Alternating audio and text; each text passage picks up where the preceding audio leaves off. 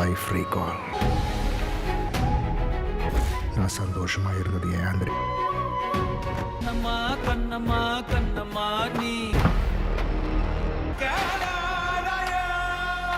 Never, ever underestimate me.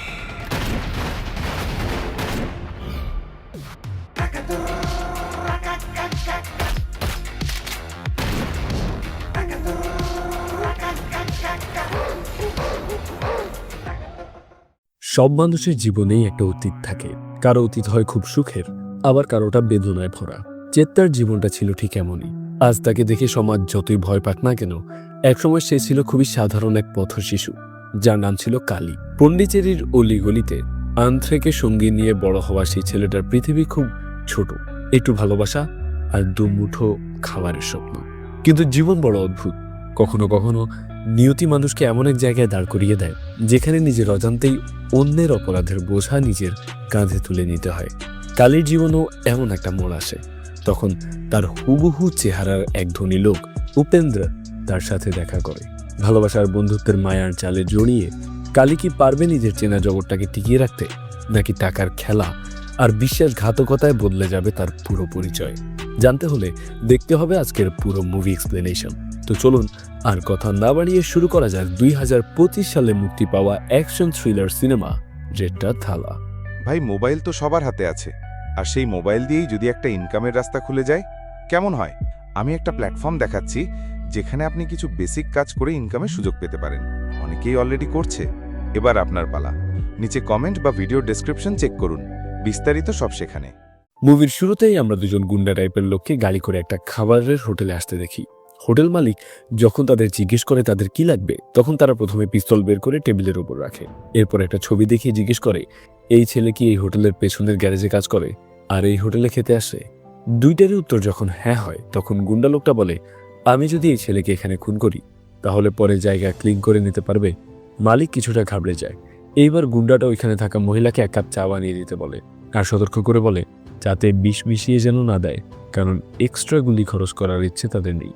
পরে সেই মহিলা চা বানাতে যাবার সময় দেখা যায় তিজো নামের একজন আড়াল থেকে তাদের কথা শুনে ফেলে। তিজো দৌড়ে গিয়ে একটা টেলিফোন বুথ থেকে চেত্তা নামের একজনকে কল করে। চেত্তাকে মারতেই সে গুন্ডার এখানে এসেছে। তিজো চেত্তাকে জানায় দুইটা লোক তাকে মারতে এসেছে। এখন সে কি পুলিশে কল করবে? চেত্তা বলে পুলিশে কল করে লাভ নেই, পুলিশে আমার অ্যালার্জি হয়। বাহ। এরপর চেত্তা একটি জায়গায় বসে আর মনে মনে বলে মানুষ মারা যাওয়ার সময় তার সারা জীবনের সুখের স্মৃতিগুলো ফ্ল্যাশব্যাকে দেখে, আর চেত্তার কাছে সুখের স্মৃতি হলো সে আন্ধ্রের সাথে যে সময়টা কাটিয়েছে। এরপর আমরা চেত্তার ছোটবেলার দৃশ্য দেখতে পাই। পন্ডিচেরির একটা জায়গায় আন্ধ্রের সাথে সে বড় হয়। চেত্তার নাম ছিল কালী, আর কালী একজন পথ শিশু এবং সহজ সরল একটি ছেলে। একদিন খাবার নিয়ে আসার সময় অন্য বাচ্চারা তার উপর আক্রমণ করে, তার খাবার কেড়ে নেয়। সে তাদের বাধা দেওয়ার চেষ্টাও করে, এতে সেই বাচ্চারা তাকে মেরে ক্ষত বিক্ষত করে দেয়। কালী ভাবে এই জীবন রেখে কি হবে, তাই সে সুইসাইড করতে যায়, কিন্তু তখন আন্ধ্রে এসে তাকে আটকায়। আন্ধ্রে বলে এখান থেকে পড়ে মরে গেলে ভালো, কিন্তু যদি বেঁচে যায় তাহলে হাত পা ভাঙা নিয়ে সারা জীবন কাটাতে হবে। এরপর আন্ধ্রে কালীর দিকে বন্ধুত্বের হাত বাড়িয়ে দেয় আর বলে আজ থেকে সে একা নয়, দুইজনে বন্ধু হয়ে যায়। আন্ধ্রে কালীর ক্ষত জায়গাগুলোতে ওষুধ দিয়ে দেয়। এরপর রাতের বেলায় আন্ধ্রে কালীকে একটা ঘড়ি গিফট দেয় আর বলে এখন থেকে নিজেকে একা ভাববে না, এটা তোমার সাথেই থাকবে আর ভাববে আমি তোমার সাথে আছি। আর আমি কাউকে কখনো কিছুই দেইনি, তোমাকে দিলাম, এটা যত্ন করে রেখো। এরপরে দুইজনেরই বেশ ভালো সময় কাটে। কালী কেক এনে আন্ধ্রের জন্মদিনও পালন করে। দুজনে বেশ ভালো সময় কাটায়, আর একটু একটু করে কালী পোস্ট অফিস অ্যাকাউন্টে টাকাও জমায়। একদিন সেই অ্যাকাউন্ট বই দেখে আন্ধ্রে জিজ্ঞেস করে আমরা কি এখন বড়লোক হয়ে গেলাম? কালী বলে কাল থেকে তোমার কাজে যেতে হবে না। আন্ধ্রে জানায় দীপাবলির বোনাস নিয়ে সে কাজ ছেড়ে দেবে। কালী ভেবেছিল তাদের সুখের সময় আসছে, নিজের একটা পরিবার, নিজের আপনজন হবে, কিন্তু ভাগ্য তাকে আন্ধ্রের থেকে দূরে নিয়ে যায়। কালী পন্ডিচেরি শহর থেকে দূরে যায়, আর আন্ধ্রে পন্ডিচেরিতেই একটা হোটেলে ওয়েটারের কাজ করে। 5 বছর পরে কালী আবারও পন্ডিচেরিতে ফিরে আসছিল। আবার তার আন্ধ্রের সাথে দেখা হবে, বেশ খুশি ছিল সে। কিন্তু আসার পথে রাস্তায় হঠাৎ তার অস্বস্তি লাগতে শুরু করে, মাথা চক্কর দিয়ে ওঠে আর হুট করে বমিও পায়। তখন আমরা ফ্ল্যাশব্যাকে দেখি যে সে এর জন্য ডাক্তার দেখিয়েছিল, আর ডাক্তার তাকে ডেইলি খাওয়ার জন্য একটা মেডিসিন দেয়। কালী মেডিসিন বের করে রাস্তার পাশেই একজন থেকে পানি নিয়ে ওষুধটা খেয়ে নেয়। এদিকে দেখা যায় দুইজন পুলিশ অফিসারও রেস্টুরেন্টে আসে, আর তাদের মধ্যে একজন নর্মাল পোশাকে ছিল আর সে ছিল বেশ ফুরফুরে মেজাজে। অন্যদিকে আন্ত্রেকে দেখা যায় মেঝে পরিষ্কার করতে। তখন সেই পুলিশ অফিসার এসে আন্ত্রেকে গান গেয়ে জন্মদিনের শুভেচ্ছা জানায়। আন্ত্রে বিরক্ত হয়ে জিজ্ঞেস করে, আমার জন্মদিন আপনি কি করে জানলেন? লোকটা বলে, আরে এটা যদি না জানি তাহলে পুলিশ অফিসার হিসেবে কলঙ্ক হয়ে যায় না? এরপর আন্ত্রেকে জিজ্ঞেস করে, তোমাকে যে রিং দিয়েছিলাম তা পরেছো? রিংটা পড়লেই তো ধরে নেব তোমার আমার মাঝে। কথা শেষ করার আগেই আন্ত্রে বলে, আমার বয়ফ্রেন্ড আছে। লোকটা বলে, তাতে আমার কি, আমারও বউ আছে, একদিন তাদের সময় দেব আর আরেকদিন আমরা না হয় একসাথে। আরো বলে, আমার বউ এখনো এত সুন্দর রিং পায়নি যা তোমাকে দিলাম, কারণ বউ তো তোমার মতো এত সুন্দর না। তোমাকে দেখলেই আমি আর থাকতে পারি না, মনের চুড়ুইগুলো নাচতে থাকে। আন্ত্রে বলে, জুতো দিয়ে একটা বাড়ি দিলে চুড়ুইয়ের পেটের চাল গলে যাবে। লোকটা বলে, গুরুতর ঝুঁকিপূর্ণ কাজে আসলে আমি চুড়ুইগুলো বাসায় রেখে আসি। এরপর কথা শেষ করে লোকটা বিদায় নেয়। তখন আমরা কালীকে দেখি যে রেডি হচ্ছে আন্ত্রের সাথে দেখা করার জন্য। সুন্দর করে শার্ট প্যান্ট পরে, আন্ত্রের দেয়া ঘড়ি পরে একটা ফটো ফ্রেম আর ফুল গিফট হিসেবে নিয়ে নেয়। কালীকে দেখে আন্ত্রের মনটা আনন্দে ভরে ওঠে। আন্ত্রে গিয়ে তাকে জড়িয়ে ধরে। এরপর তারা সমুদ্রের পাড়ে এসে বসে আর আজ আবার কেক আর ফুল দিয়ে জন্মদিন পালন করে। গিফট আর এত সুন্দর আয়োজন দেখে মুগ্ধ হয়ে আন্ত্রে কালীর কপালে চুমু খায়, কিন্তু কালী আন্ত্রেকে ঠোঁটে কিস করতে যায়। তখন আন্ত্রে তাকে থামিয়ে বলে, যেদিন তোমার প্রতি আমার সত্যিকার ভালোবাসা ফিলিংস আসবে ওই দিন তোমাকে চুমু খাইতে দিব। কালী বলে, আমরা ছোটবেলার বন্ধু, তা আমাদের মধ্যে কি ফিলিংস আসতে পারবে না? আন্ত্রে বলে, আমি ফ্রান্সে চলে যাব সামনের সপ্তাহে, এয়ারপোর্টে বিদায় নিতে এসো, তখন করবনি। কালী জিজ্ঞেস করে কেন সে ফ্রান্স যাবে। আন্ত্রে বলে, সেখানেই সেটেল হব। কিন্তু কালী তাকে এখানেই থাকতে বলে, তাকে বিয়ে করতে চায়। আন্ত্রে জানিয়ে দেয় তারা দুজন দুজনের জন্য ঠিক নেই, আর দুজনই গরিব ঘরের ছিল, তাই ক্ষুধা দরজায় আসলে ভালোবাসা জানালা দিয়ে পালিয়ে যাবে। তাই আমাকে বিয়ে করে তুমি সুখী হতে পারবে না, ভালোবাসা দিয়েই সব হয় না। আমি মডেল হতে চাই, আমার সৌন্দর্য বুদ্ধিমত্তা কিসে কম আছে? আমি 6টা আলাদা ভাষা জানি। আমি তাই মডেলিংয়ের কাজ নিয়ে ফ্রান্সে যাব। জীবন একটাই, তাকে পুরো দমে এনজয় করতে চাই। তুমি কি আমাকে সেই জীবন দিতে পারবে? শোনো কালী, পুরুষ হয়ে জন্মালে রাজা আলেকজান্ডারের মতো বাঁচতে হবে, আর নারী হলে ক্লিওপেট্রার মতো। তাই আমাদের মধ্যে এখানেই সব শেষ। এরপর কালী মন খারাপ করে চলে আসে। রাতের রাস্তায় সিগারেট টানতে টানতে এলোমেলোভাবে হেঁটে যেতে যেতে বলে, আমি আন্ত্রেকে তার আশার থেকেও বেশি কিছু দিতে পারতাম, কিন্তু সেই লাইফ ছেড়ে আমি তার সাথে সুখে থাকতে এসেছিলাম। এসব ভেবে হাঁটতে হাঁটতে কালী গাড়ি অ্যাক্সিডেন্ট করে আর রাস্তায় পড়ে থাকে। পরে হঠাৎ কি হলো, সে হুট করে উঠে দাঁড়িয়ে যায় আর তার সামনে একটা গাড়ি এসে থামে। গাড়ি থেকে তারই মতো চেহারার একজন বের হয়, কিন্তু তার থেকে অনেক বেশি স্মার্ট। দুজনে দুজনকে দেখে অবাক, একই চেহারার দুইটা মানুষ, কিন্তু কিভাবে সম্ভব? এরপর অপর লোকটা কালীকে তার গাড়িতে করে নিয়ে যাচ্ছিল আর নিজেই বলছিল, এসব কিভাবে সম্ভব, একই চেহারার দুইটা মানুষ হয়? এরপর তারা পরিচিত হয়। দ্বিতীয় লোকটা তার নাম বলে উপেন্দ্র, আর কালী নিজের নাম বলে। এরপর উপেন্দ্র তার গাড়িতে রাখা মায়ের ছবি দেখিয়ে বলে, সারা জীবন আমি যাকে নিয়ে গর্ব করি উনি সে। কালী বলে, আমার গর্ব করার মতো কিছুই নেই। তারপর জিজ্ঞেস করে উপেন্দ্র কি পন্ডিচেরিতে নতুন কিনা। উপেন্দ্র জানায় সে নতুন আর 14 দিনের জন্য এখানে এসেছে। উপেন্দ্র এবার জিজ্ঞেস করে কালী কি ব্যস্ত নাকি, না হলে সে গাইড করতে পারে। কিন্তু কালী প্রথমে না করে দেয়, কিন্তু উপেন্দ্র আবার বলে, আজকে আমার গেস্ট হয়ে যাও। এরপর উপেন্দ্র তাকে তার বাড়ি নিয়ে আসে। এত বড় বাড়ি দেখে কালী তো অবাক হয়ে যায়। এরপর যখন উপেন্দ্র বলে সে এটা কিনেছে তাও 14 দিনের জন্য আর থাকবে একা, তখন সে পুরোই অবাক। তখন কালী উপেন্দ্র পায়ের দিকে দেখে আর কিছু একটা খুঁত মনে হলে জিজ্ঞেস করে, পায়ে কি সমস্যা? কিন্তু উপেন্দ্র কথাটা এড়িয়ে জিজ্ঞেস করে, কালী কি করে সাধারণত। কালী জানায় তেমন কিছুই করে না। উপেন্দ্র মজা করে বলে, তুমি আর আমি একই। কালী বলে, আপনি অনেক স্মার্ট, আমি তো তেমন কিছুই না। এরপর উপেন্দ্র তাকে তার ড্রেসিং রুমে নিয়ে যায়, চুল দাড়ি কেটে স্টাইল করে দেয় আর ভালো স্যুট প্যান্ট কোট পরিয়ে দেয়। এখন তো দুজনকে দেখলে বোঝার উপায় নেই যে কে কালী আর কে উপেন্দ্র। এরপর দুজন একসাথে বসে ড্রিঙ্কস করতে থাকে। উপেন্দ্র হাসতে হাসতে বলে, মেয়ে মানুষকে বিশ্বাস করতে নাই, এরা বিষধর সাপের মতো। এরা বলবে জীবন দিয়ে দেবে, কিন্তু বাস্তবে কিছুই করবে না। কালী বলে, আপনার তো সব আছে, আর আমার তো শুধু ওই একজনই ছিল। এরপর উপেন্দ্র তাকে জিজ্ঞেস করে কালীর ড্রাইভিং লাইসেন্স আছে কিনা। কালী তাকে ড্রাইভিং লাইসেন্স দেখায়। এরপর উপেন্দ্র তাকে তার ওয়ালেট আর গাড়ির চাবি দিয়ে বলে, একদিনের জন্য যা মন চায় খরচ করো, একদম রাজার মতো জীবন কাটাও। কালী জিজ্ঞেস করে, যদি গাড়ির ক্ষতি করে দেই? উপেন্দ্র বলে, আমার আরো 4টা গাড়ি আছে, আমি চাইলে আরো 4টা কিনতে পারবো। জীবনে গাড়ি আর নারী এই দুই জিনিস পাল্টাতেই থাকতে হবে। এরপর কালী গাড়ি নিয়ে আন্ত্রের বাসার রোডের সামনে দাঁড়ায়। আন্ত্রে বেরিয়ে গাড়িটা দেখে খুব খুশি হয়, একটু ছুঁয়ে দেখে, তারপর আবার হাঁটতে শুরু করে। কালী এবার আন্ত্রের পেছনে গাড়ি নিয়ে যায়। এভাবে কিছুক্ষণ যাওয়ার পর আন্ত্রে বিরক্ত হয়ে গাড়ির কাছে আসে আর কালীকে দেখে অবাক হয়ে যায়। জিজ্ঞেস করে সে কি এই গাড়ি চুরি করেছে কিনা। তখন কালী বলে, তোমার লিফট লাগবে নাকি? তারপর তারা দুজন গাড়ি নিয়ে ঘুরতে যায়। যেতে যেতে তারা শৈশবের স্মৃতি বিজড়িত স্থানগুলো দেখে আর গল্প করে। আন্ত্রের আবার বড়লোক ফিলিংস আসে। এরপর দুজনেই বেশ রোমান্টিক হয়ে কল্পনার জগতে চলে যায়। তখন কল্পনার জগৎ থেকে বের হয়ে আসলে দেখা যায় রাত হয়ে গেছে আর আন্ত্রে গাড়িতেই ঘুমিয়েছিল। ঘুম থেকে উঠে সে বাইরে সমুদ্রের পাড়ে কালীকে দেখে জড়িয়ে ধরে। এরপর বলে, আমার তো তোমাকে বিয়ে করার ইচ্ছাটা তীব্র হচ্ছে। পয়সা। কালী বলে, আমার তো তা করছে না। আন্ত্রে কিছুটা অবাক হয়। এরপর দূরে কালী তাকে ডেকে বলে, আন্ত্রে, উনি হচ্ছে উপেন্দ্র। উনি আমার মতো দেখতে। আমিও প্রথম দেখা অবাক হয়েছিলাম। মানে আন্ত্রে যাকে জড়িয়ে ধরেছে সে আসলে উপেন্দ্র ছিল। পরে কালী আর আন্ত্রে আলাদা কথা বলে, আর আন্ত্রে তাকে এই সত্যটা 4 দিন পর সে ফ্রান্সে চলে গেলে জানাতে পারত। এটা বলে বিষোদ্গার করে। অন্তত এই 4 দিন মিথ্যার সুখী সে থাকতে পারত। কি লোভী মাইয়া। কালী বলে, তোমার সাথে একদিনের সুখে থাকাই আমার কাছে অনেক।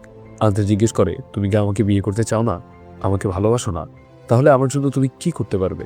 এরপর আন্ত্রে কালীকে একটা প্ল্যান বলে, যেটা অবশ্য শোনানো হয় না। এরপর আন্ত্রে কালীকে একটা পিস্তল এনে দেয় যাতে সে উপেন্দ্রকে খুন করে। কালী পিস্তল নিয়ে উপেন্দ্রের কাছে যায় আর স্বাভাবিকভাবেই উপেন্দ্র বলে, আজকের রাত অনেক সুন্দর। এরপর একটা সিগারেট অফার করে, কিন্তু কালী তার কপালে পিস্তল ধরে। এবার তো দুজনের মধ্যে তুমুল ফাইট শুরু হয়। কেউ কাউকে ছাড়ার নয়, কেউ কারো থেকে কমও নয়।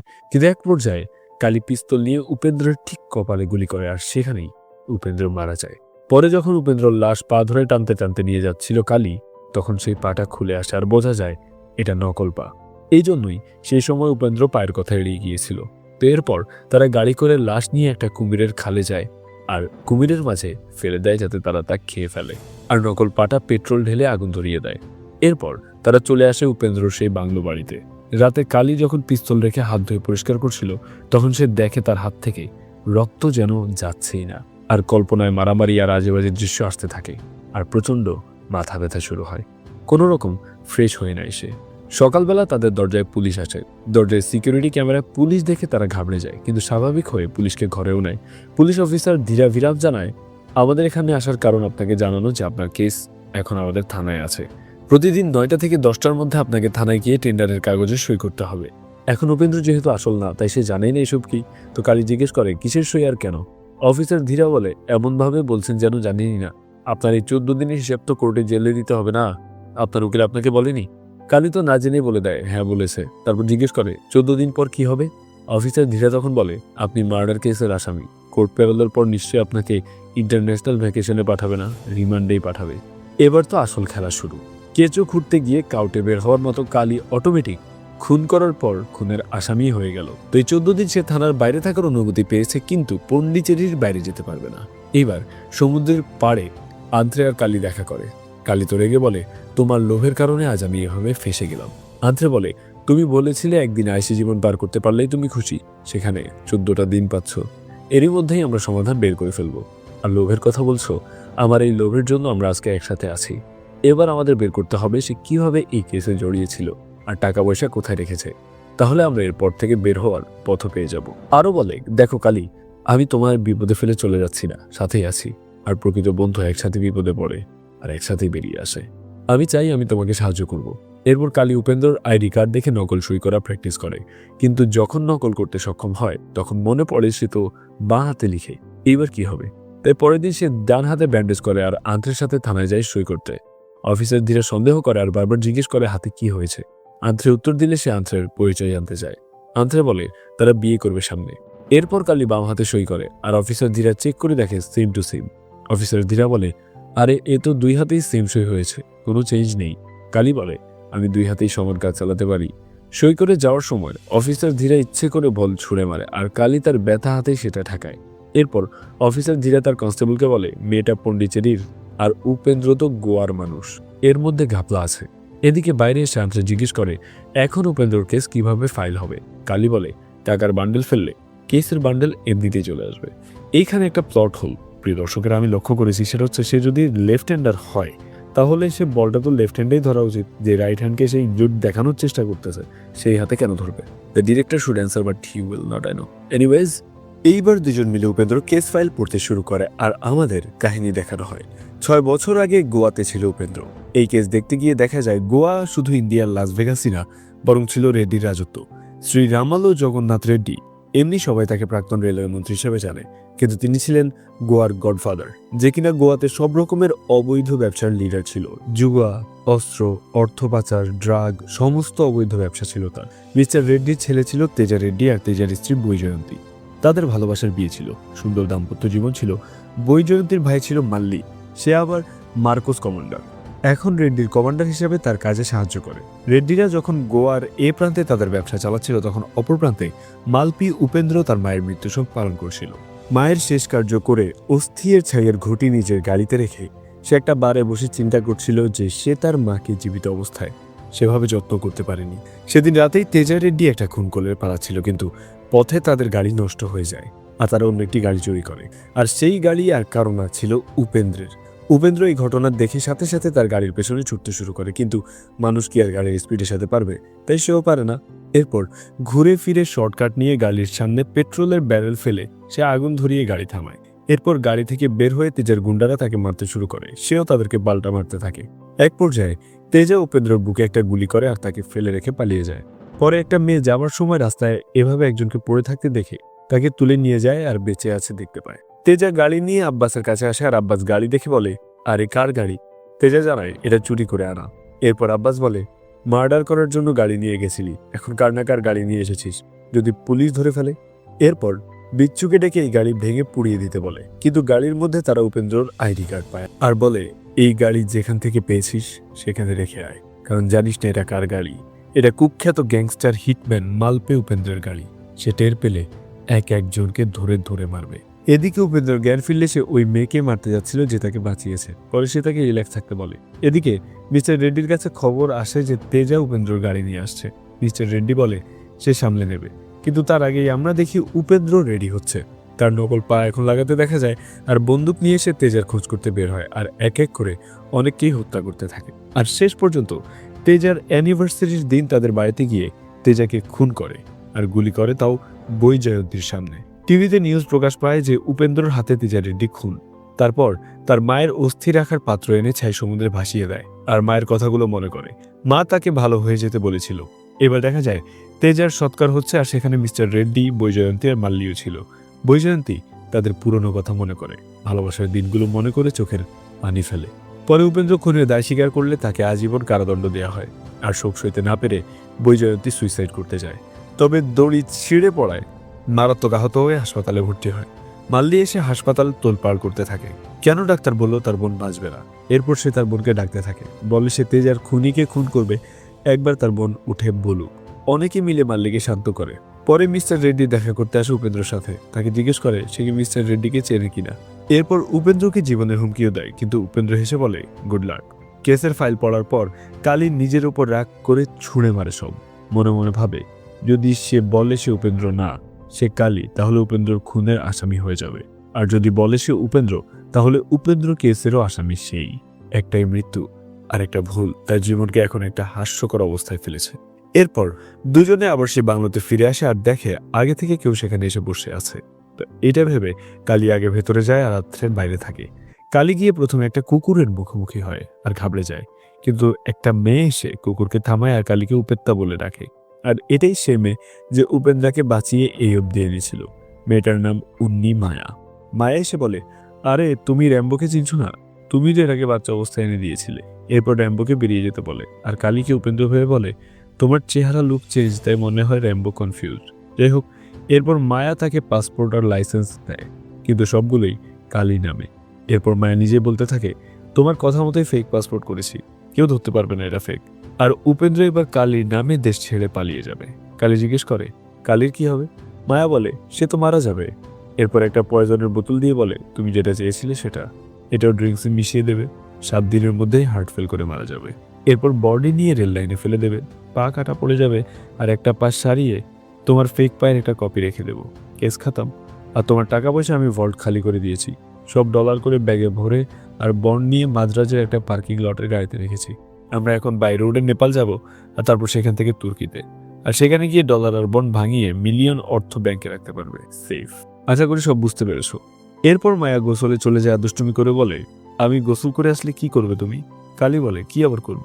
এরপর মায়া গোসল করতে চলে যায়। মায়া চলে গেলে দ্রুত বাইরে এসে অ্যান্থ্রেকে বলে, সব শুনেছো নিশ্চয়ই, উপেন্দ্র আগে থেকেই তাকে মারার প্ল্যান করছিল, ভালো হয়েছে সে নিজেই তাকে মেরে দিয়েছে। মানে রহস্যের মধ্যে রহস্য যাকে বলে। এরপর সেই টাকা রাখা গাড়ি চাবিটা আন্ত্রেকে দেয়। আন্ত্রে হাতে নিয়ে বলে, কোটিতে 8টা শূন্য হয় তাই না? কালী বলে, তোর পা দেখি। আমি জানতাম ভূতের পা হয় না, কিন্তু তোমার তো পা আছে। মায়া বের হয়ে এদের একসাথে দেখে ফেলে আর ছুটে এসে জিজ্ঞেস করে, এই মেয়েকে? কালী বলে, এটা মেয়ের আর কি। মায়া এবার নাম জিজ্ঞেস করলে আন্ত্রে বলে, ফ্রেন্স স্টাইল। আন্ত্রে জানায় তার মা ফ্রেন্স আর বাবা পন্ডিচেরির। মায়া রাগ করে বলে, মেয়েদের সাথে এত কি কথা? পরে আন্ত্রেকে চলে যেতে বলে। এরপর কালীকে জিজ্ঞেস করে, তুমি কি গালির মতো আমাকেও পাল্টাতে চাও নাকি? ওই মেয়ের সাথে এত কি? তো এইবার কালী রেগে থাপ্পড় মারে। মায়া রাগ দেখিয়ে বলে, আমি সবকিছু তোমার জন্য করেছি আর তুমি এমন আচরণ করছো? তুমি কখনোই কৃতজ্ঞতা স্বীকার করতে জানো না। এরপর মাল্লিকে দেখা যায় অফিসার ধীরার কাছে এসে বলে, উপেন্দ্রর মৃত্যুর খবর কাল হেডলাইনে চাই, আর এর জন্য আপনার সাহায্য চাই। এই বলে এক ব্যাগ টাকা অফার করে। অফিসার ধীরা এরপর ভাবতে থাকে উপেন্দ্র আর আন্ত্রের হিসাব। এইবার যায় আন্ত্রের বাড়িতে আর দাদির সাথে দেখা করে, কিন্তু জিজ্ঞেস করে আন্ত্রে কোথায়। এরপর ঘর থেকে একটা ছবি আনে যাতে আন্ত্রে আর কালী ছিল। এনে কালীকে দেখিয়ে নাম জিজ্ঞেস করে। আন্ত্রে আগে থেকে দাদিকে বলে রেখেছে যে এখন কালীকে নিয়ে কেউ জিজ্ঞেস করলে বলবে ওর নাম উপেন্দ্র। তাই দাদিও বলে ওর নাম উপেন্দ্র, গোয়া থেকে কাজ করতে এখানে এসেছে। এরপর অফিসার ধীরা ছবিতে একটা স্টুডিওর লোগো পায়, সেখানে গিয়ে জানতে পারে সেটা 5 বছর আগে তোলা, আর রিসিটে আন্ধ্রের নাম লেখা। এইবার অফিসার ধীরা গোয়ায় পুলিশের কাছে ফোন করে খবর পায় বিগত 6 বছর উপেন্দ্র জেলেই ছিল। তাই 5 বছর আগে ছবি কিভাবে তুললো? কালী টের পেয়ে যায় যে পুলিশ তদন্ত শুরু করেছে আর তারা সত্য বের করে ফেলবে। এখন কালী না হতে চায় উপেন্দ্র, আর না থাকতে চায় কালী।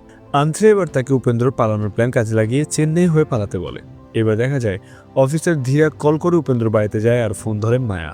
অফিসার ধীরা উপেন্দ্রকে চায়, কিন্তু মায়া দেয় না। অফিসার ধীরা এবার আন্ত্রের কথা বলে। মায়া তাকে মেড বলে, কিন্তু অফিসার বলে সে মেইন লিড, উপেন্দ্র তাকেই বিয়ে করবে। মায়া খেপে বলে, তাকে আমি বিয়ে করব, সে আমার স্বামী। এরপর ফোন রেখে দিয়ে মায়া যায় কালীর কাছে আর জিজ্ঞেস করে সব। কালী এড়িয়ে যায়, কিন্তু মায়া এবার তার ট্যাটু আর পা দেখে বুঝে যায় এটা উপেন্দ্র নয়, এটা অন্য কেউ। এইবার মায়া পালাতে থাকে, কিন্তু কালী তাকে থামিয়ে কথা শুনতে বলে। মায়া তো পালাতে পারলে বাঁচে, তাই সে র্যাম্বোকে লেলিয়ে দেয়। কালী তো র্যাম্বোকে প্রতিহত করে মায়াকে তাড়া করতে থাকে। দৌড়াতে দৌড়াতে তারা স্টেশনে চলে আসে। রেল লাইনের ফাঁক দিয়ে থেমে থাকা ট্রেনের মাঝখান দিয়ে দৌড়াতে থাকে। এভাবে বেশ কিছুক্ষণ যাবার পর স্টেশন আসে, তখন কে যেন মায়াকে গুলি করে আর সে লুটিয়ে পড়ে। এরপর কালীর বুকেও গুলি করা হয়, আর সেটার কেউ নয়, মাল্লি আর তার দল। তারা তো উপেন্দ্রকে মারতে এসেছে আর তারা জানে না এটা কালী। কালীও তাদের সাথে মারামারি করতে থাকে। গুন্ডাদের মেরে সাহায্য করা হলে এবার মাল্লি নিজেই আক্রমণ করে। দুজনের মধ্যেই তুমুল লড়াই হয়, আর এক পর্যায়ে কালী চলন্ত ট্রেন থেকে লাফ দেয়। কালী অবশ্য বেঁচে যায়। আন্ত্রে তার শরীর থেকে গুলি বের করে ব্যান্ডেজ করে দেয়। এরপর আমরা দেখি হাসপাতালে মিস্টার রেড্ডি সার্জারির জন্য রেডি হচ্ছিল। তখন একজন মেয়ে এসে জানায় যে উপেন্দ্র পালিয়ে গেছে।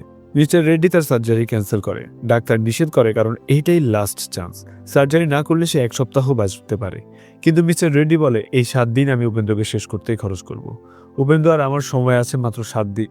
এদিকে কালী আর আন্ত্রে একটা ট্রলারে বসে কথা বলতে থাকে। আন্ত্রে ভয় পাচ্ছিল দুঃস্বপ্ন দেখে। এখন এটাও বলে, যদি এমন হয় আমি টাকা নিয়ে বাড়াতে পারলাম, কিন্তু তুই পারলে না, ধরা পড়ে গেলে। কালী তাকে এসব চিন্তা বাদ দিয়ে বিশ্রাম নিতে বলে আর তাকে প্রোটেক্ট করবে বলে জানায়। কিন্তু শেষে কালী বলে, এমন পরিস্থিতি হলে যা ভালো মনে হয় কইল। অন্যদিকে মিস্টার রেড্ডি, মাল্লি, অফিসার ধীরা একসাথে বসে মায়ার ডিটেল নিয়ে কথা বলে। মায়া কেরালা থেকে আসছে আর গোয়ায় মেডিসিন নিয়ে পড়াশোনা করছে। তার হাতের জ্বর ভালো ছিল, সাকসেস রেট প্রায় 90%। তবে সে উপেন্দ্রের জন্য সবকিছু করতে রাজি ছিল। সে উপেন্দ্রের প্রতি লয়াল ছিল, এমনকি কালীর নামে ফেক পাসপোর্ট করে চেন্নাইতে পার্কিং লটেও বুকিং করে দিয়েছে। সব ভল্ট ফাঁকা করে টাকা বের করে দিয়েছে। অফিসার ধীরা বলে, উপেন্দ্র যদি কালীর নামে সব করে তাহলে বলবো কালী পালানোর কাজে লাগবে, কারণ তার একটা গার্লফ্রেন্ড আছে। সে প্রচণ্ড লোভী, টাকা পয়সা দেখে তার মাথা ঠিক থাকে না। নিশ্চিত উপেন্দ্র প্ল্যান করা পথেই ট্রাই করবে। তাই আমরা যদি পুরো শহর ব্লক করে দিই তাহলে ধরতে পারবো। মিস্টার রেড্ডি তখন বলেন, মেয়েটাকে মেরে ফেলো আর এই কালীকে ধরে আনবে জীবিত। এরপর পুরো শহরে পোস্টার, নিউজ পেপারে ছবি ছাপা হবে ওয়ান্টেড হিসাবে। আর অন্যদিকে নদী পথে আন্ত্রে আর কালী চেন্নাই যায়। সেখানে গাড়ি খুঁজে বের করে আর টাকার ব্যাগ খুলে দেখে আন্ত্রে তো প্রায় বেহুশ, এত টাকা। কিন্তু এইখানে চলে আসে মাল্লি আর তার দল। তারা আগে থেকেই প্ল্যান টের পেয়ে গেছে। এরপর আন্ত্রেকে সরিয়ে রেখে কালী একাই সবার সাথে ফাইট করে। গুন্ডা বাহিনীর সাথে মারামারি করার পর আবার মাল্লির সাথে লড়াই শুরু হয়। সবাই একসাথে পরাস্ত করতে থাকে, কিন্তু এই ফাঁকে গিয়ে আন্ত্রের পেটে একজন ছুরি মারে। এইবার তো কাল্লি খেপে গিয়ে যাকে সামনে পারছে তাকেই মারছে। মাল্লিকে গাড়ির মধ্যে ঢুকিয়ে লক করে দেয় সে, আর বাকি গুন্ডাদের এক এক করে শেষ করতে থাকে। মাল্লি তো বের হওয়ার চেষ্টা করে আর গাড়ির ভেতর একটা পিস্তল পায়। সেটা দিয়ে গাড়ির কাঁচ ভাঙতে গেলে দেখে গাড়ির ভেতর সিগন্যাল দিয়ে আরো বেশি প্রোটেকশন দিয়ে দিল কাঁচে। এখন মাল্লি না পারছে বের হতে, না পারছে কিছু করতে। এরপর সবাইকে শেষ করে আন্থ্রিকে নিয়ে বেরিয়ে যায় সে।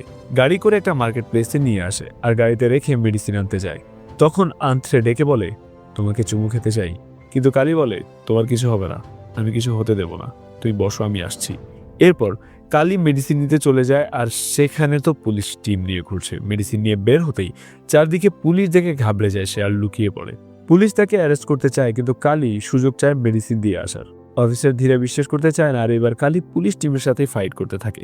এক পর্যায়ে নিজেকে মুক্ত করে বেরিয়ে আসি ঠিকই, কিন্তু এতক্ষণে আন্দ্রে চলে গেছে। সিকিউরিটি মেয়েটা তাকে জানায় আন্দ্রে গাড়ি নিয়ে চলে গেছে।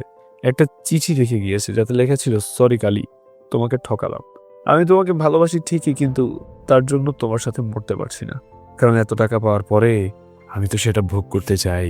তোমার সাথে থাকলে তারা আমাকে মেরে ফেলবে, তাই প্লিজ আমাকে ফলো করো না। হ্যাঁ, ভালো থেকো। কালি রাগে দুঃখে আফসোস করতে থাকে। এরপর একে একে ঘুরতে থাকে, মদ্যপান করে। ব্রিজের পাশে বসে রাতের শহরের গান উপভোগ করে, আবার মদ্যপান করে।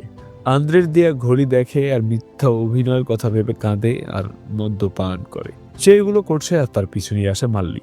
এদিকে আবার আন্দ্রের রাস্তার পাশে নেমে টেলিফোন বুথ থেকে কল করে আর জানতে পারে সে মারা গেছে। লাশ ফ্রিজে রাখা আছে, কেউ ক্লেম না করলে কর্পোরেশন থেকে দায়িত্ব নেবে। এখন আন্দ্রে কি আসবে? আন্দ্রের জবাব দেয় না। গাড়িতে চলে আসে আর এয়ারপোর্টে যেতে বলে, কিন্তু হঠাৎ গাড়ির মধ্যে অফিসারকে দেখে ধীরা। অফিসার ধীরা আন্দ্রেকে ধরে নিয়ে আসে। কালির তো মার খেয়ে বিশাল অবস্থা খারাপ, আরও টর্চার করতে থাকে তাকে। তখন কালি বলে সে উপেন্দ্র না।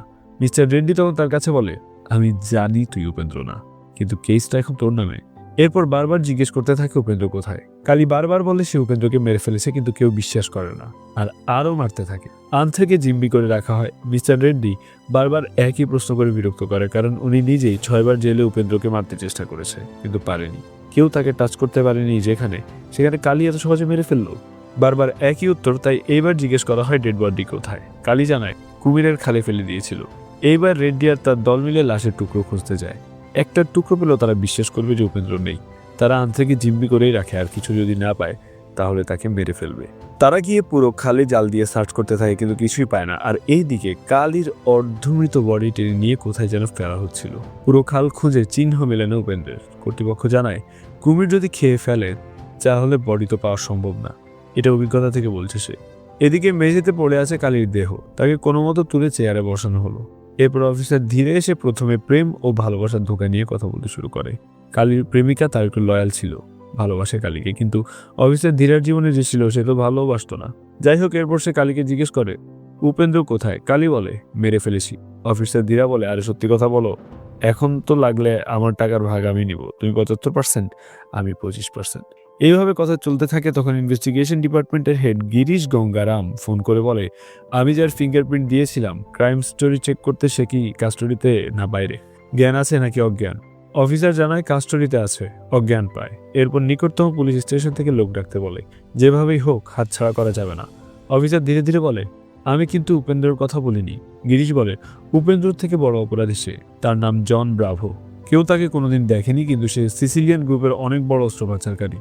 তার ফিঙ্গারপ্রিন্ট ছাড়া আর কোনো ক্লু ছিল না ইন্টারপোলের কাছে।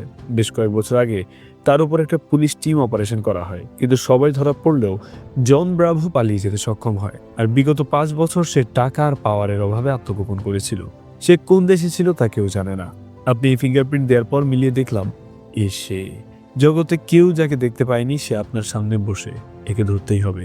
অফিসার ধীরে যখন কথা বলছিল তখন পেছনে কালী প্রস্তুতি নিচ্ছিল যুদ্ধের। অফিসার ধীরাকে গিরি জানিয়ে দেয় স্পেশাল ইউনিট দ্রুত পৌঁছে যাবে, ততক্ষণ জন ব্রাভোকে আটকে রাখুন। অফিসার ধীরা অনেক চেষ্টা করে, কিন্তু তার লোকেরা শেষ পর্যন্ত ব্যর্থ হয়।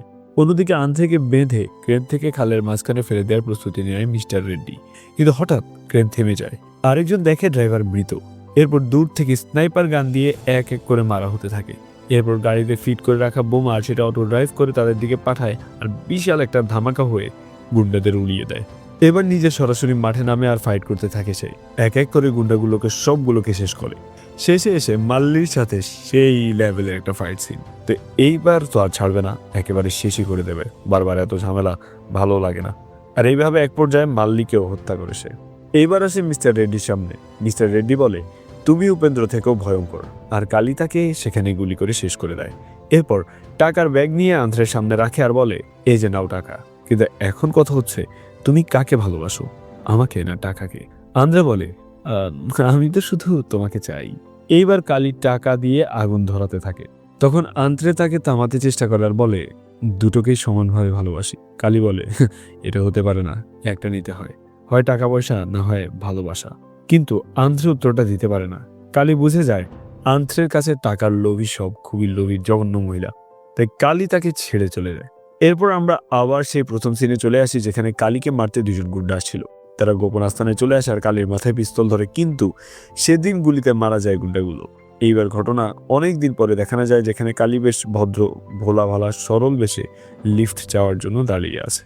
অনেক গাড়ি লিফট না দিয়ে চলে যাচ্ছে। অবশেষে একটা মেয়ে লিফট দিতে রাজি হয়, তবে মেয়েটা গাড়ি চালানোর আগে পিছনে দিয়ে গোপনে পিস্তল কোমরে গুজে আনে আর এরপর স্টার্ট দেয়। আর এইখানেই আমাদের আজকের থ্রিলার মিস্ট্রি কাহিনী শেষ হয়। চমৎকার একটি টুইস্ট দিয়ে ভরা এই মুভিটি আপনাদের কেমন লেগেছে তা আমাদেরকে কমেন্ট করে জানাতে ভুলবেন না প্রিয়জনেরা। এই ছিল আমাদের আজকের মুভি এক্সপ্লেনেশন। মুভিটি আপনাকে শোনাচ্ছিলাম আমি সাইফ। আজকে বিদায় নিচ্ছি, শীঘ্রই দেখা হবে অন্য কোনো দিন অন্য কোনো মুভির কাহিনী নিয়ে। টিল দেন, প্রিয়জনের খেয়াল রাখুন, and don't forget to subscribe.